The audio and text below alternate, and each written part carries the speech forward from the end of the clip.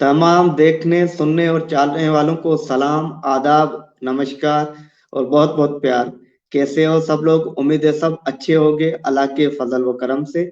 एक बार फिर से मैं आपका मेजबान डॉक्टर संजय कुमार, एक और ग्रेट पर्सनालिटी, बड़े बेहतरीन इंसान और बड़ी बेहतरीन शख्सियत के साथ आपके सामने हाजिर हुआ हूँ। आज की जो हमारी मेहमान है, ये किसी तारफ की मोहताज नहीं है। इनका नाम आसमा तारिक साहिबा है। ये फाउंडर हैं पाकिस्तान यूथ लीडरशिप प्रोग्राम की। ये स्ट्राइविंग कर रही हैं यूथ लीडरशिप के लिए। और इसके अलावा ये कॉलमिस्ट हैं, ब्लॉगर हैं, बहुत सारे इंटरनेशनल और नेशनल न्यूज़पेपर में, ब्लॉग्स में लिख चुकी हैं। सबसे पहले मैं हम अपने मेहमान का जो है इस्तकबाल करते हैं, वेलकम करते हैं, खुश आमदीद करते हैं। वेलकम अस्मा तारिक साहिबा, वेलकम। कैसे हो आप? Thank you so much sir. मैं बिल्कुल ठीक हूँ और मुझे बहुत खुशी हुई है कि आज हमारा प्रोग्राम फाइनली हो रहा है और आपने इनवाइट किया, बहुत शुक्रिया।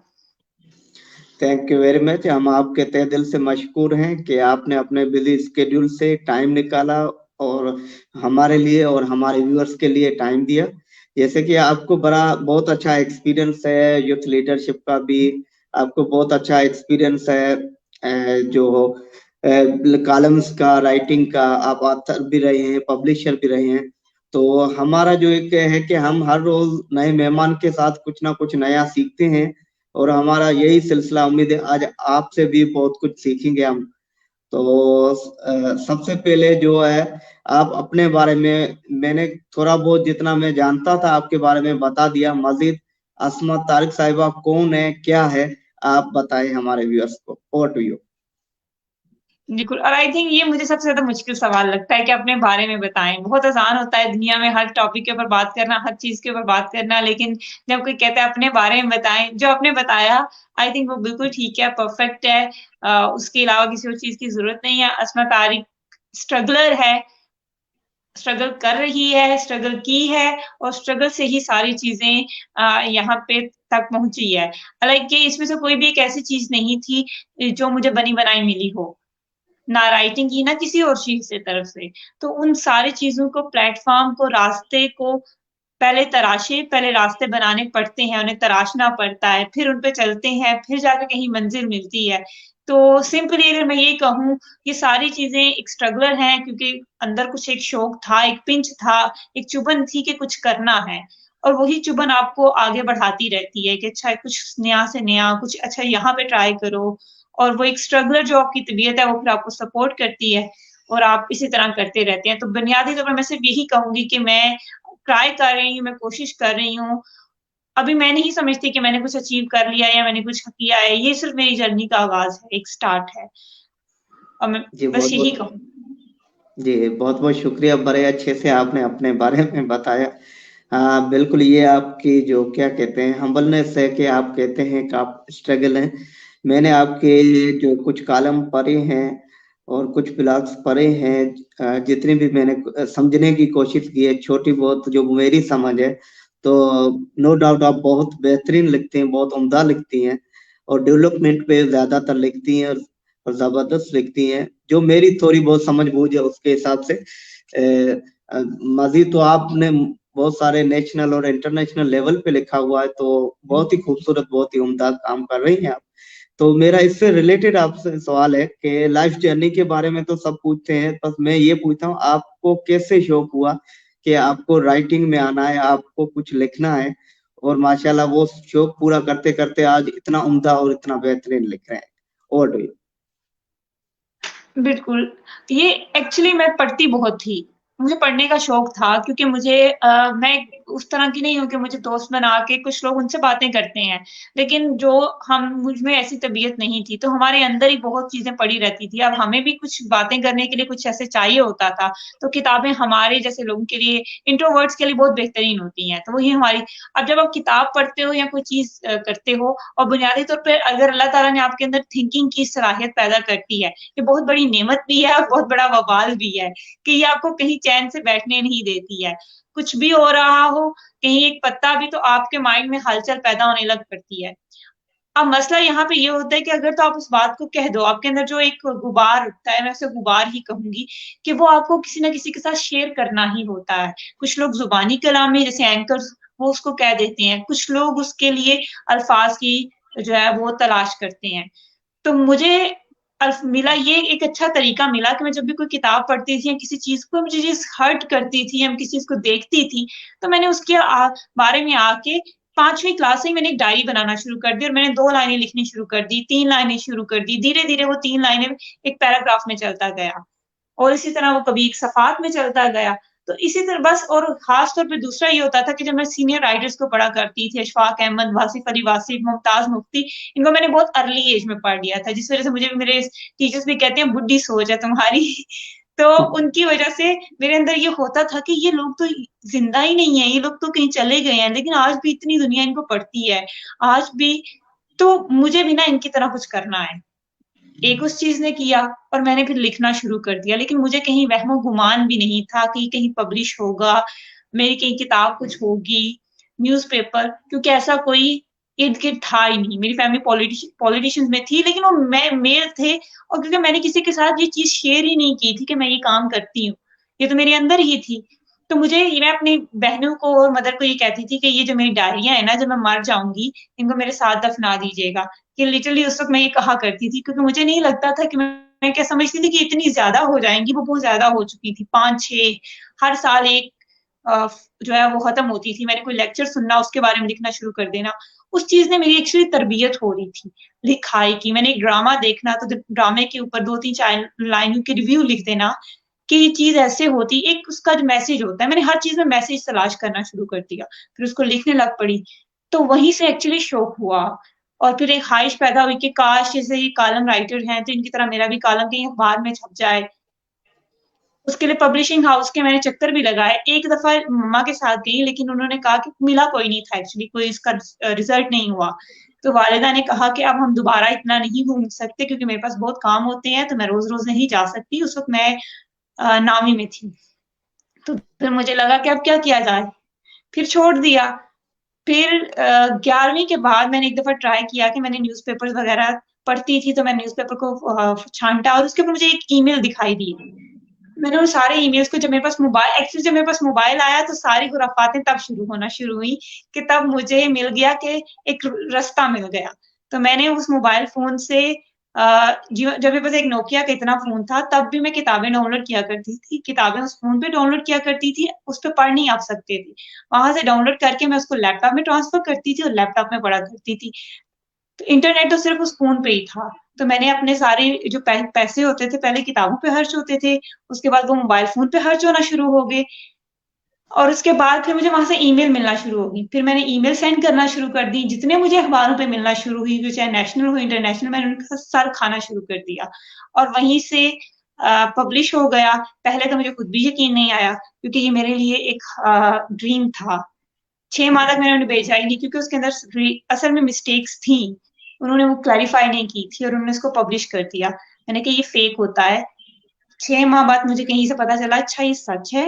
मैंने दोबारा भेजना शुरू कर दिया और दोबारा वो सिलसिला जारी हुआ और एक राइटिंग स्टार्ट हुई। तो मैं ये कहती हूँ कि राइटिंग एक कैथार्सिस है मेरा, कि मुझे ये लगता है कि जब मेरे अंदर वो सारी चीज़ें इकट्ठी हो जाती हैं, तो मैं उन्हें अल्फ़ाज़ की शक्ल में, जुमलों की शक्ल में सफ़ात पे उतार लेती हूँ, तो मैं रिलैक्स हो जाती हूँ।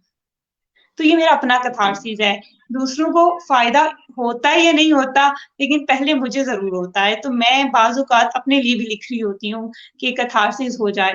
फिर उसको किसी आप दूसरे के साथ शेयर करते हो, लोग पढ़ते हैं और उन्हें लगता है कि ये हम भी ऐसा महसूस करते हैं।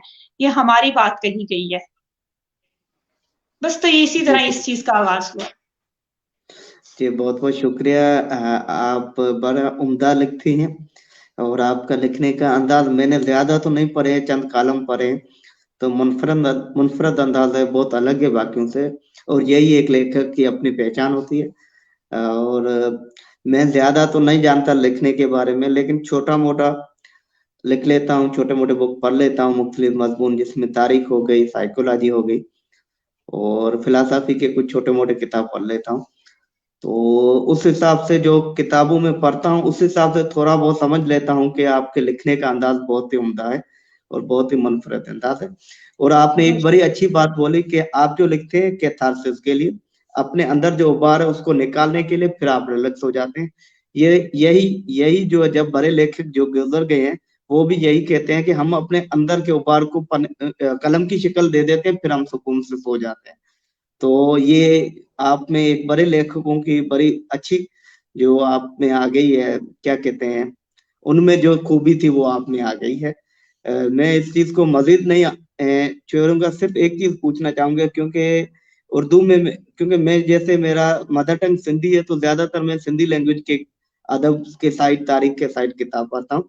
लेकिन उर्दू में डॉक्टर मुबारक की किताब तारीख की, हिस्ट्री के मैं बड़े शौक से पढ़ता हूँ और उससे बहुत ज्यादा मुझे फायदा होता है।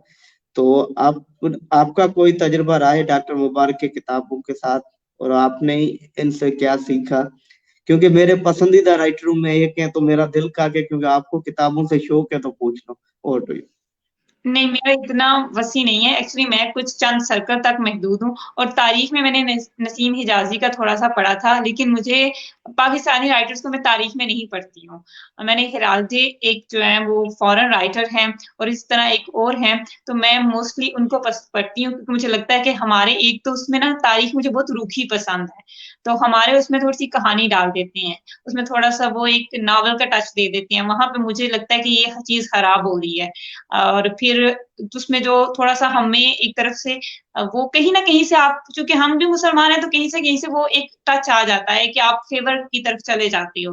तो वो चीज़ मुझे लगता है कि अच्छा यहाँ पे तो मैं ज़्यादातर इसलिए उन लोगों की पढ़ना पसंद करती हूँ कि जिनका उनसे ताल्लुक वास्ता नहीं है। जैसे फ़ॉरेनर्स हैं, अंग्रेज़ हैं, अब उन्होंने तो वो एक लिखा है समझ-बूझ, अब उनके पास वो जो चीज़ आती है दरमियान में तारीख की आती है, वो मुझे लगता है कि वो एक सर्टेन चीज़ आएगी क्योंकि ना उनका ताल्लुक है इस चीज़ से मुसलमानों के, जैसे मैंने मोहम्मद बिन कासिम को पढ़ा है, सुल्तान सलाहुद्दीन अय्यूबी को पढ़ा है, बाबर को और हुमायूँ को, इन सबको मैंने लेकिन फॉरेनर्स के राइटर्स के थ्रू ही पढ़ा है। तो वहाँ से आपको एक पता चलता है कि उन्होंने किस तरह से काम किया और एक मतलब एक मैं ये कहूँगी कि एक किसी भी तरह किसी भी एक लगाव के बगैर कि चाहे वो मुसलमान हो या दूसरा भी, एक मिल जाती है। तो वहाँ से तारीख से वैसे मैं डॉक्टर मुबारक को मैं सर्च करूँगी ज़रूर इसके बाद, उनका मुझे नहीं काम का पता। लेकिन तारीख बहुत ज़रूरी है, जैसे आपने कहा कि पढ़नी भी, क्योंकि तारीख से आपको पता चलता है, बहुत कुछ पता चलता है एक किताब पढ़ने के बाद कि कैसे एक हुक्मरान इतने जाहो-जलाल के साथ यहाँ पे था। सिर्फ़ एक छोटी-सी गलती होती है और सब कुछ खत्म हो जाता है। एक छोटी-सी मिस्टेक होती है और इतनी बड़ी चीज़ें जो हैं वो जैसे मैं बहुत सारों के साथ ऐसे ही हुआ है और फिर ये भी ज़रूरी नहीं होता कि आपके माँ-बाप अगर बहुत ही बुलंद हैं, तो आप भी वहाँ पे जाएँ। तो ये बहुत सारी चीज़ें हैं जो तारीख़ हमें बताती है, जिनको हम अपने साथ रिलेट कर सकते हैं कि आपने तकब्बुर हो गया, कि कौन से हुक्मरान थे, वो ज़्यादा देर तक चले, उनके अंदर कौन-कौन सी ऐसी आदात थी, जिन्होंने उनको कामयाब कराया, कौन सी फिर उन्होंने ऐसी आदात अपना ली, जिन्होंने उनका काम खराब कर दिया। तो ये चीज़ें बहुत ज़रूरी होती हैं, जो कि तारीख़ हमें सिखाती है। जी, बहुत-बहुत शुक्रिया। और बिल्कुल आपने अपने जो फ़ेवरेट हैं, आपने एक वो चीज़ तो अच्छी बोली कि जो फ़ॉरेनर हमारे हैं, जिन्होंने हमारे ऊपर, हमारी हिस्ट्री के ऊपर किताब लिखी है, वो तो न्यूट्रल न्यूट्रल होके उन्होंने लिखा है, जो उन्होंने देखा, जो उन्होंने ऑब्ज़र्व किया वही लिखा है। ये अच्छी बात है, लेकिन आपने एक चीज़ और अच्छी बोली कि मैं डॉक्टर मुबारक की बुक, मेरे हिसाब से जो जितनी मेरी समझ-बूझ है, तो आपको मज़ा, जिस हिसाब से आपका इंटरेस्ट है, वो भी रूखी-रूखी तारीख लिखते हैं, नावल नहीं है उसके अंदर। तो ये आपको इंशाल्लाह पसंद आएगी। चलो हम आज के बहुत-बहुत शुक्रिया। आज के मौज़ू की तरफ बढ़ते हैं, जो आज का हमारा मेन मौज़ू था कि सोशल नेटवर्किंग। और हम सोशल नेटवर्किंग का जो, आपसे मेरा पहला सवाल है कि सोशल नेटवर्किंग का क्या फ़ायदा है आज के दौर में और क्यों करनी चाहिए? बिल्कुल, और जी, नेटवर्किंग जी, और भी नेटवर्किंग हो। तो जैसे ओके, नेटवर्किंग तो जैसे बहुत ज़रूरी है कि आजकल अगर आप खुद देख लें कि इतना आपके पैसे आपको फ़ायदा नहीं पहुँचाते जितना आपके ताल्लुकात आपको पहुँचाते हैं। अभी हाल ही में आप इसकी मिसाल देख सकते हैं कि एक बंदा जिसको कोई नहीं जानता पाकिस्तान में, वो उर्तुगुल को, जिसको सारे उर्तुगुल ही कहते हैं, जो भी है उसको आके ले आता है और वो पता ही नहीं किसी को चलता। अब हमें तो वो सारी चीजें लगती हैं, लेकिन असल उसके पीछे कहानी क्या है, वो जो लोग थोड़ा सा नजरिया रखते हैं उन्हें समझ आ जाएगी कि ये सारी पीआर की बेस है, ये सारी ताल्लुकात की गेम है, कि कोई उसका कुछ बिगाड़ नहीं सकता और ये सारा काम हो जाता है। हमें लगता है कि ये कैसे हो गया, ये सारी चीजें। तो इससे पता चलता है कि आपकी पीआर हर जगह आपको फायदा देती है, और ये कोई बुरी चीज भी नहीं होती है। कि अगर आपके किसी इदारे में, किसी जगह पे अगर आपके अच्छे जानने वाले हैं, तो आपका काम थोड़ा आसान हो जाएगा, और आप उसके ज़रिए बहुत से अच्छे काम भी कर सकते हैं। तो इसमें पहले तो लोग बनाते थे पर्सनल, लेकिन अब हमारे जैसे लोग, बच्चे, जिनको कुछ इतना नहीं है, जिनसे लोग बाहर नहीं मिलना चाहते हैं, या जो भी है, अब सब लोग समझना शुरू हो गए हैं कि सोशल मीडिया एक पावर है। तो लोग सोशल मीडिया के ज़रिए अपनी नेटवर्किंग किस तरह से स्ट्रॉन्ग कर सकते हैं, और फिर ये नेटवर्किंग उनकी पर्सनल लाइफ में उन्हें किस तरह से हेल्प कर सकती है। जैसे आपने बेशुमार लोगों के इंटरव्यूज़ किए होंगे। अब बेशुमार लोगों से जब आपने इंटरव्यू किए हैं, तो कहीं आपकी बातचीत भी हुई होगी, कहीं आपने अपने नज़रियात का उनके साथ शेयर किए होंगे, उन्होंने अपने नज़रियात आपके साथ शेयर किए होंगे, अपने काम की बात की होगी, आपने अपने काम की बात की होगी। अगर फ्यूचर में उन्हें किसी जगह पे लगता है कि अच्छा, ये डॉक्टर साहब जो है ना, ये मेरी इस जगह मदद कर सकते हैं क्योंकि उन्होंने वो बात कही थी, तो वो यकीनन आपसे कॉन्टैक्ट करेंगे। और बहुत सारे लोगों ने किया भी होगा, लाइक मैंने भी इंटरव्यू को सीरीज के किए थे, उसके बाद बहुत सारे लोगों ने किया भी। मैं 1-2 काम कर रही हूँ, जो कि इसी इंटरव्यूज़ की वजह से है कि लोगों ने बाद में मुझसे कॉन्टैक्ट किया, और मैं वो अब काम कर रही हूँ। तो ये होता है कि लोग आपको जानना शुरू हो जाते हैं। तो फिर वो पहले उन्हें सोचना पड़ता था कि अच्छा, हम किसको काम कहें। अब आप उनकी लिस्ट में आ गए हो, अब वो आपके साथ काम करने को तैयार हो जाएँगे। दूसरा, आप भी इनिशिएटिव ले सकते हैं। जैसे हम लोग बहुत सारे डिफरेंट इनिशिएटिव लेते रहते हैं, बहुत कुछ करना चाहते हैं, कभी कोई ऑर्गेनाइज़ेशन, कभी कोई स्टार्टअप की। अब बच्चे हैं, बच्चों को हमेशा गाइडेंस ज़रूरत होती है, कि हम बेशक बोलें कि हम गलतियाँ करके सीखते हैं, हम सीख जाएँगे, लेकिन फिर भी आपको कहीं न कहीं गाइडेंस चाहिए होती है, रहनुमाई चाहिए ही होती है। तो वो रहनुमाई आपको ऐसे लोग दे सकते हैं, जिनको आप अपने जो है वो सर्कल में ऐड कर सकते हैं, आप उनसे पूछ सकते हैं, आप उनसे बात कर सकते हैं। तो ये मैं ज़रूर कहूँगी कि आप अपने सोशल मीडिया प्रोफाइल्स को सिर्फ़ मज़ाक ना समझें, ये एक आपका पब्लिक असासा है। जैसे लोगों का होता है ना कि मैं एक्चुअली काउंट करती हूँ कि इस साल मैंने अपनी लिस्ट में कितने बंदे ऐड किए, और अगले साल के लिए एक टारगेट होता है कि इस साल इतने बंदों को ऐड करना है, नेशनली, इंटरनेशनली। ये एक टारगेट होता है, तो आप भी इसको बना सकते हैं, और फिर वो आपका एक सर्कल बनता जाएगा, और जितना सर्कल वास्ट होगा, उतना आपका काम भी बढ़ेगा और आपको फ़ायदा भी होगा। और आप सोशल मीडिया के ऊपर इस चीज़ को कर सकते हैं। मैं बच्चों को थिंक इसके लिए आपको करना क्या होगा? तरीका बहुत आसान है। आप काम तो वैसे ही करते हो, डिफरेंट चीज़ें भी कर रहे होते हो, कभी ये प्रोजेक्ट कर रहे हो, कभी यूनिवर्सिटीज़ में भी आप बहुत सारे प्रोजेक्ट्स कर रहे होते हो, कभी वॉलंटियरिंग वर्क कर लिया, कभी आपको सर्टिफिकेट्स भी मिल जाते हैं। तो आप उन सर्टिफिकेट्स को अपने सोशल मीडिया प्रोफाइल पे अपने काम के साथ लगाया करें। आपने अगर कोई अच्छा काम किया है, तो उसकी बेशक थोड़ा-सा उसके बारे में लिख दिया करें, और अपनी प्रोफाइल्स को ऐसा बन उसके अंदर हम लोग मीम्स शेयर कर रहे होते हैं, या फ्रेंड्स को ट्रोल कर रहे होते हैं, कि हमने दूसरे फ्रेंड के जाके नीचे लिखना होता है, तुम तो हो ही ऐसे, उनका मज़ाक उड़ा रहे होते हैं। तो वो चीज़ आपने नहीं करनी है। फन के लिए एक फन प्रोफाइल रख लें, लेकिन एक पब्लिक प्रोफाइल बनाएँ, और उसमें ऐसे लोगों को ऐड करें, हर एक बंदे को नहीं ऐड करें, ऐसे लोगों को ऐड करें कि जो आपके इंटरेस्ट के मुताबिक हैं। जैसे मैं राइटर हूँ, तो मैंने अ, आज से 10 साल पहले जिन राइटर्स को मैं पढ़ा करती थी, उनके ईमेल्स, उनके बारे में जानने का शौक होता था। मैंने पालो को बहुत पढ़ा है, फिर सी बेल, एक फॉरेनर राइटर था, उनको बहुत पढ़ा है। इसी तरह तारिक तारिक बलोच सहराई साहब हैं, उनको बहुत पढ़ा है, और मैंने उनसे कॉन्टैक्ट भी किया है, और उनको अपनी राइटिंग सिखाई है, और थोड़ी बहुत जो भी एक एप्रिसिएशन मिलती है, वो आपके लिए बड़ी बात होती है। और वो मैंने कहीं से नहीं किया, क्योंकि मैं गुजरात की हूँ, तो मैं ना कराची जा सकती हूँ, ना लाहौर, ना इस्लामाबाद। मेरे पास इतने रिसोर्सेज़ नहीं है। मेरे पास एक चीज़ है, मोबाइल फ़ोन। मैंने आज तक जितने काम किए हैं, मोबाइल फ़ोन के थ्रू किए हैं। इसको इस्तेमाल में लाके आप कर सकते हैं। कॉल के ज़रिए, ये सारी चीज़ों के ज़रिए। और वो फिर आपको होता है कि अच्छा, एक आपको अपनी भी थोड़ा-सा आपका अपना कॉन्फिडेंस भी बढ़ता है। आपके अंदर थोड़ी-सी खुद एतमादी भी आती है, आपकी अपनी ज़ात का इर्तिक़ा हो रहा होता है। तो ये सारी चीज़ें आप इनके ज़रिए भी कि सोशल मीडिया हम खराब नहीं है, बुरा नहीं है, अगर आप अपने फ़ायदे के लिए इस्तेमाल करें तो बहुत अच्छा है। तो आपने इसके ज़रिए अपनी नेटवर्किंग करनी है, चाहे वो फेसबुक पे हो, चाहे लिंक्डइन हो, चाहे इंस्टाग्राम हो। आपने रोज़ के 5 ऐसे बंदों को जो है वो फ्रेंड रिक्वेस्ट भेज दें, 5 में से 1 तो एक्सेप्ट कर लेगा, चलो 1 भी नहीं की तो 10 लोगों को भेज दें, 10 में से 1 कर लेगा। क्योंकि एक मैं ये कभी भी नहीं मैंने हमेशा कभी भी जब काम किया तो मैं 1 बंदे को नहीं, मैं हमेशा 10-20 लोगों को जो है ना वो भेजती हूँ, कि चलो 20 में से 2 बंदे तो कर ही लेंगे और ऐसा हो जाता है। 20 में से 2 तो आपको जवाब दे ही देती हैं। 30 में से चलो 3 दे देती हैं, तो आप मार्जिन थोड़ा बड़ा रखा करें और उनको ऐड करते जाएँ कि अच्छा मैं राइटर हूँ, तो मुझे राइटिंग की ज़ाहिर बात है मेरी राइटिंग की दिलचस्पी होगी। आप डॉक्टर हैं, तो आप डॉक्टर्स के पाकिस्तान के डॉक्टर कौन-से हैं, जर्मनी के डॉक्टर्स कौन-से हैं, जो भी आपके फ़ेवरेट होंगे, आप उनको ऐड करते जाएँगे। फिर कभी ना कभी वो आपके पोस्ट देखेंगे, आप उनके देखेंगे, कोई म्यूचुअल म्यूचुअल काम की चीज़ें होंगी, तो आपको वो मिल जाएँगी। अच्छा ये नई दवाई आ रही है, इसके ऊपर हम बात कर सकते हैं, ज़रा इसके बारे में मुझे भी बताएँ, हाँ, इसको किस तरह से करते हैं? जैसे मैं राइटिंग की कोई नया प्रोजेक्ट आ रहा होता है, तो अच्छा, मैं भी वहाँ हाथ डाल देती हूँ, टाँगे डाल देती हूँ। तो ये चीज़ें आपको वहाँ से मिलना शुरू हो जाती हैं।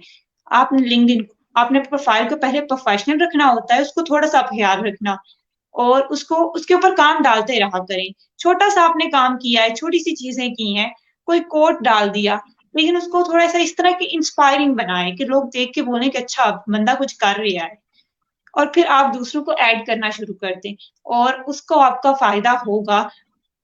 ये आपको क्योंकि इस your network is your network. आपके जो नेटवर्क होता है वही आपका असासा है।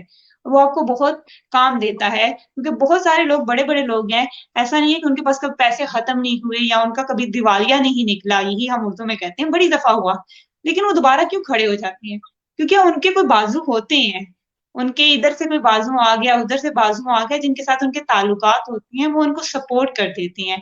तो वो दोबारा से खड़े हो जाते हैं और दोबारा से अपने काम का आगाज़ कर देती हैं। तो इन चीज़ों को हम भी अडॉप्ट कर सकते हैं, अगर आप मेरी तरह किसी दूर-दराज़ इलाकों में रहते हैं, जहाँ से नहीं आ सकते हैं, तो आप इस मोबाइल फ़ोन को, इस सोशल मीडिया को इस्तेमाल करके अपनी नेटवर्किंग को एनहांस कर सकते हैं। जी, बहुत-बहुत शुक्रिया, आपने बड़े अच्छे से बताया कि सोशल मीडिया हमारा असासा है और इससे हमें पॉज़िटिव तरीके से अगर हम इस्तेमाल करेंगे, इसके बहुत फ़ायदे हैं। मैं इस बात को बाद में डिटेल में लाऊँगा, मेरे दोस्त हैं कि उन्होंने बार-बार पूछा है कि मैं कोई सवाल पूछूँ, जवाब दोगे? मनोहर बिल्कुल हम जवाब देंगे, आप पूछ लें। जी, अगर बिल्कुल। आप हाँ, अगर अभी आप सुन रहे हैं, तो हम आपके हर सवाल का जवाब देंगे, आप बिल्कुल पूछें। तो आपने बड़ी अच्छी चीज़ बोली कि मेरे पास सिर्फ़ एक मोबाइल था और इंटरनेट का कनेक्शन था, डेटा पैकेज था, उससे मैंने जो है अपनी लिंक्स बनाए और पाब्लो के या बहुत बड़े अच्छे राइटर्स हैं, उनसे मैंने कॉन्टैक्ट किया, अपने राइटिंग की चीज़ें दिखाई कि अगर आप अपने नेटवर्क अच्छे बनाते हो, तो यही आपको आगे काम देंगे और इंटरनेट का मुस्बत यूज़ करें, पॉज़िटिव इस्तेमाल करें, तो आपको ज़्यादा फ़ायदा मिलेगा। तो बहुत-बहुत शुक्रिया आपने और सबसे बड़ी चीज़ बताई कि ये नेटवर्क हमारा असासा है, ये हमें हर जगह पे काम देगा। मुझे लगता है यही हमारे आज के शो की टैगलाइन बन गई है और मैं आपका ज़्यादा तो टाइम नहीं लूँगा क्योंकि अब एक सवाल और कर लेता हूँ, जैसे कि आपने यूथ के लिए स्ट्राइव कर रही हैं, यूथ लीडरशिप के लिए कोशिश कर रही हैं और आप फाउंडर भी हैं पाकिस्तान लीडरशिप प्रोग्राम की। तो ये आप में जज़्बा कैसे पैदा हुआ कि मैं लीडरशिप करूँ, मैं यूथ के लिए कुछ करूँ और कैसे आपने ये पाकिस्तान लीडरशिप प्रोग्राम बनाया? तो इसके बारे में हमें कुछ बताएँ। उससे पहले एक सवाल है जी। माय क्वेश्चन टू आसमा कि आपको लिखने का शौक कैसे डेवलप हुआ? नोमान भाई आपने देर कर दी, इन्होंने पहले बता दिया है। तो आप अब पाकिस्तान लीडरशिप प्रोग्राम के बारे में बताएँ। जी, बिल्कुल। पाकिस्तान लीडरशिप प्रोग्राम से पहले मैं एक बात ज़रूर करना चाहूँगी, वो ये है कि एनर्जाइज़र अच्छा एनर्जाइज़र क्या होता है इसके ऊपर मैं एक आज वीडियो भी बनाऊँगी तो वो भी आप लोग देख लीजिएगा। लेकिन एनर्जाइज़र ये होता है कि आपको ज़िंदगी में ऐसी चीज़ें ज़रूर होनी चाहिए, जो पाकिस्तान लीडरशिप प्रोग्राम की या राइटिंग की वजह बनी। जो आपको, आपकी अंदर एनर्जी तो होती ही है, लेकिन आपको थोड़ा सा चाहिए जो आपकी एनर्जी को पुश करे कि तुम और काम कर सकते हो। जैसे केमिस्ट्री की रिएक्शंस होती हैं तो उसमें हम डाल देते हैं, बफर डाल देते हैं या हम कैटालिस्ट डाल देते हैं जो रिएक्शंस को तेज कर देता है। तो तेज करने के लिए एनर्जाइजर। अब ये एनर्जाइजर हर एक की केस में मुख्तलिफ होता है। मेरे केस में ऐसी चीजें होती हैं जैसे नेगेटिव नेगेटिव जो इमोशंस हो जाते हैं, जैसे गुस्सा हो गया, जैसे किसी ने क्रिटिसाइज कर दिया है, दुख है, दर्द है, ये मुझे ज्यादा पुश करते हैं और मैं इस सिचुएशन में मैं ज्यादा अच्छे से काम कर पाती हूँ। आपके केस में हो सकता है खुशी हो, जब आपको कोई मोटिवेट करता हो, जब कोई आपकी तारीफ करता हो, तो आप अपना काम ज्यादा बेहतर तरीके से करते हो। हर एक का ये मुख्तलिफ होता है। तो एक तो सबको सबसे पहले ये जानना होता है कि आपको क्या चीज़ एनर्जाइज़ करती है। तो मेरे केस में ये चीज़ें थी। मुझे ये चीज़ें बहुत हर्ट करती थी कि अच्छा बच्चे इस तरह से कर रहे हैं। तालीमी निज़ाम को मैंने खुद सफ़र किया है पर्सनली। एजुकेशन के ऊपर, यूथ लीडरशिप के ऊपर हम एक गलत ड्राइव पे चले जाते हैं। कुछ भी पढ़ लेते हैं, कुछ भी रख लेते हैं, नंबरों की दौड़ के पीछे लग जाते हैं।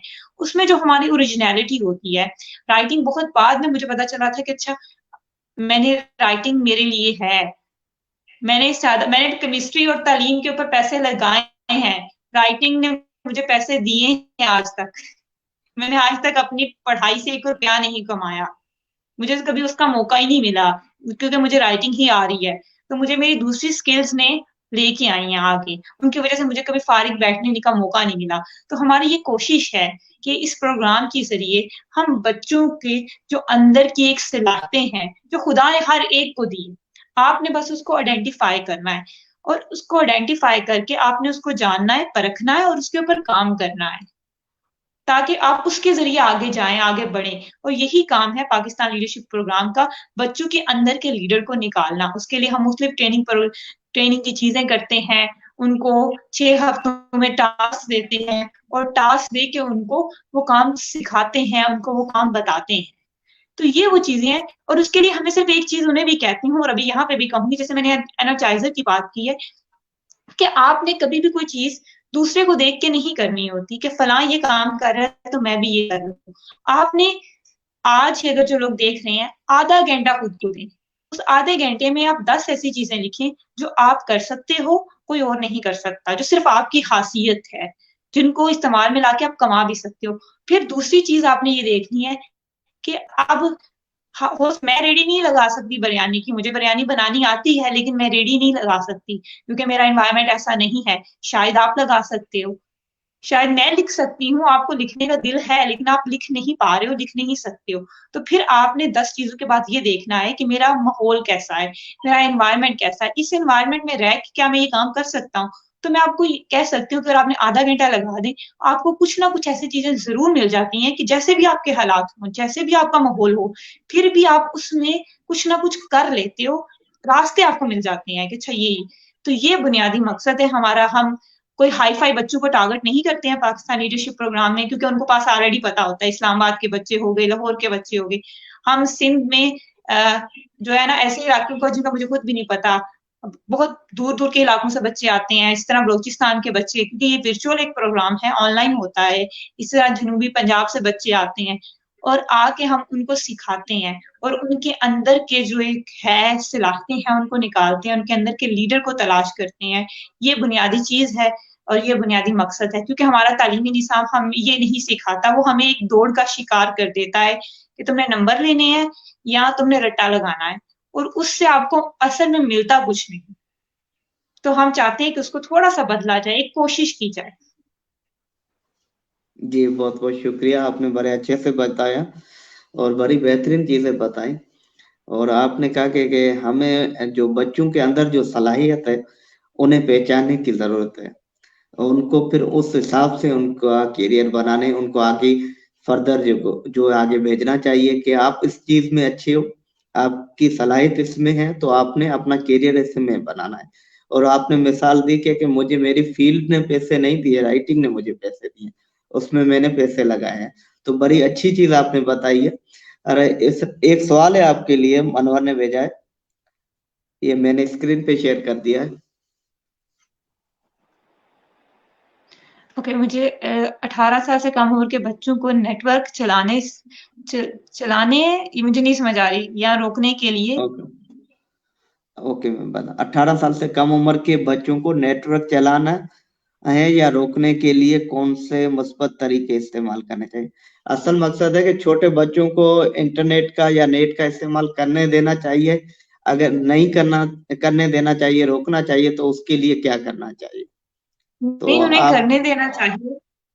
मेरी 11 साल की बहन है, मैंने उसको फेसबुक बना के प्रोफाइल दी है, उसको इंस्टाग्राम की प्रोफाइल बना के दी है। अब उसको इस्तेमाल कैसे करना है ये बोलना इंटरेस्टिंग है। देखिए जब हम लोग थे तो हमारे वालिदैन हमें दो लगाते थे या हम डांटते थे तो हम सहम जाते थे और हम काम कर लेते थे।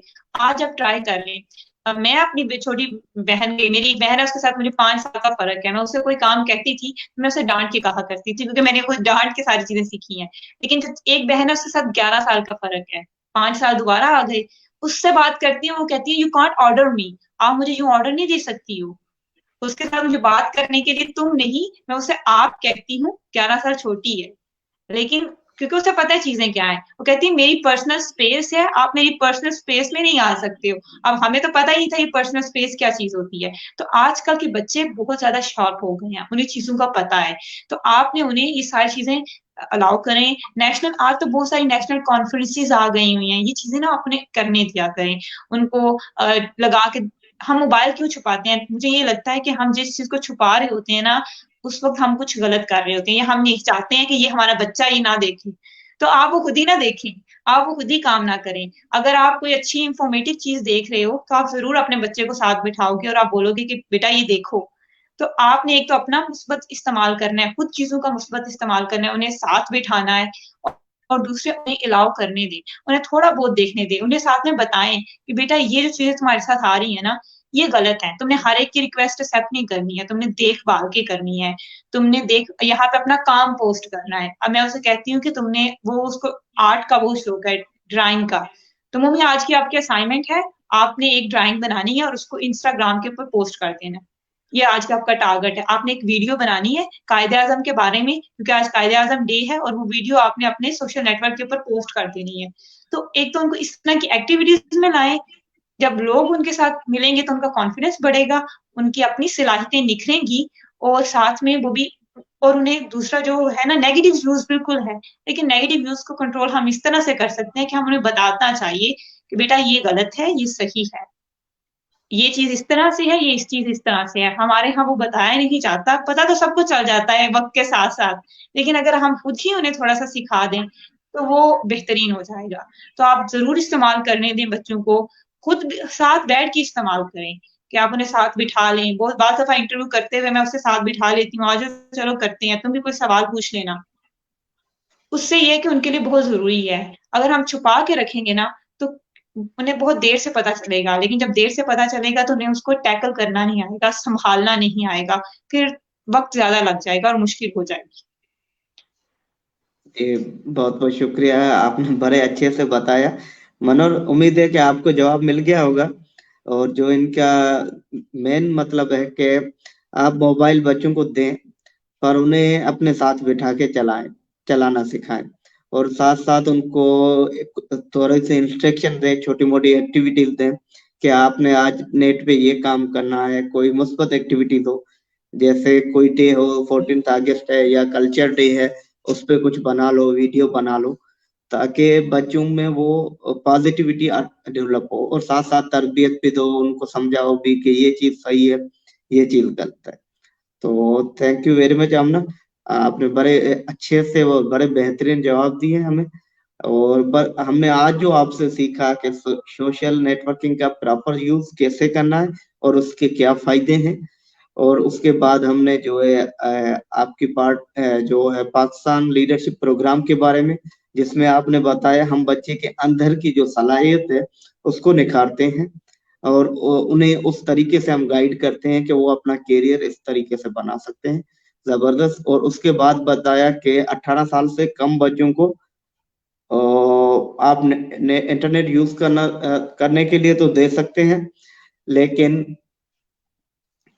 उनको अपने साथ बिठा के उन्हें सिखाएं, उन्हें समझाएं, उन्हें मुख्तलिफ एक्टिविटीज में इन्वॉल्व कराएं ताकि वो गलत इस्तेमाल या मिसयूज ना करें, साथ साथ तरबियत भी दें। तो ये चीजें हमने आपसे सीखी। मैं आपका ज्यादा वक्त नहीं लूंगा, ऑलरेडी बहुत वक्त मैं आपका ले चुका हूँ। बस फाइनल आप कोई अच्छा सा मैसेज दे दें, फिर हम अपने शो का इख्तिताम करते हैं। और भी इतने मैंने दिए हैं, लोगों का आगे तंग आ चुके होंगे कि बस कर दो। बस मैं जाते हुए एक ही बात कहूंगी, क्योंकि वो ये है कि मुस्कुराते रहें, खुश रहें, और अगर आप किसी को कुछ नहीं देख सकते तो एक पॉजिटिव बात कह दें, एक अच्छी बात कह दें और मुस्कुरा दें। ये एक स्माइल आपकी होती है कि जो बहुत कुछ कर देती है। बहुत उदास चेहरों के अगर गुजर रहा हो तो आप उसे मुस्कुरा के देख दें तो वो खुश हो जाता है। तो बस अगर आप कुछ नहीं कर सकते तो बस किसी को मुस्कुरा के देख लिया कीजिए, किसी के साथ पॉजिटिव बात कह दें, बस। इससे बड़ा बाकी सारी चीज़ें तो होती रहती हैं, इससे ज़्यादा मैं कुछ नहीं कहूँगी। मुस्कुराएँ, खुश रहें और दूसरों को भी खुश रखें। आमना ने लिखा है अस्सलाम वालेकुम, और मनवर ने लिखा है बिल्कुल ठीक है, कुछ मैसेज है। और आमना ने एक और मैसेज दिया, मैं पढ़ता नहीं हूँ, आप पढ़ लें स्क्रीन पे। और हाँ, आमना, हम इसको बहुत जल्द करते हैं। आज सर के साथ ही बड़ी मुश्किल से हम इसको कर पाए हैं, बड़ी बिजली का मसला हुआ है। फाइनली हो गया कंप्लीट। और थैंक यू आमना, आपने बड़े, सॉरी, थैंक यू आसमान, आपने बड़े अच्छे से और बड़े बेहतरीन तरीके से हमें आज नेटवर्किंग के बारे में सिखाया, बच्चों की सलाहियत को निखारने के बारे में बताया, और उसके अलावा जो है बच्चों को मुस्बत इंटरनेट का यूज करने का तरीका बताया। तो बहुत बहुत शुक्रिया। हम आप एक बार फिर से आपके ते दिल से शुक्रगुजार है कि आपने बिजी स्केड्यूल से टाइम निकाला और हमें और हमारे व्यूअर्स को बहुत नई बातें जो जरूरी थी सीखने के लिए वो आपने बताई। Thank you so much viewers. अगले वीडियो में हम एक बार फिर से एक और नए गेस्ट के साथ आएंगे और फिर नया कुछ सीखेंगे। तब तक के लिए बहुत बहुत शुक्रिया। Thank you all, thank you Asma, thank you so much. बहुत शुक्रिया आपका भी। ओके, अल्लाह हाफिज।